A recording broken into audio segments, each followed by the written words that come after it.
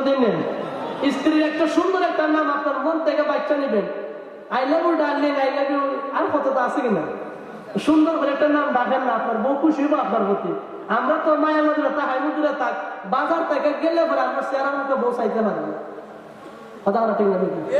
যখন ঠিক না বেটি? আর আমরা যেহেতু বাজার থেকে কত গেঞ্জা মুঞ্জা বইয়া যায়, আমরা বউতে ছায়া আমরা মুখে হাসি দিতে পারি, আমরা বউতে আমরা মুখে হাসি ছায়া দেন, এলাকার ঘরের মধ্যে গেঞ্জা আমার অভাব নাই।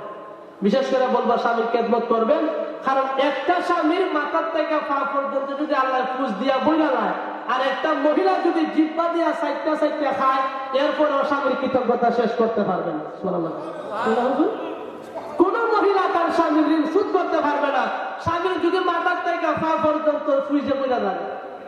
আমার আল্লাহ বলেন, দুনিয়ার মধ্যে যদি আমি আল্লাহকে শ্রদ্ধা দেওয়ার পরে আর কাউকে শ্রদ্ধা দেওয়ার হুকুম করতাম, তাহলে দুনিয়ার মধ্যে বলতাম, ও নারীরা তোমরা তোমাদের স্বামীকে শ্রদ্ধা করো। যেরকম সুবহানাল্লাহ, আর যেরকম সুবহানাল্লাহ।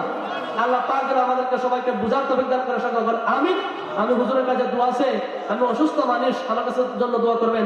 আসসালামু আলাইকুম ওয়া রাহমাতুল্লাহি ওয়া বারাকাতুহু।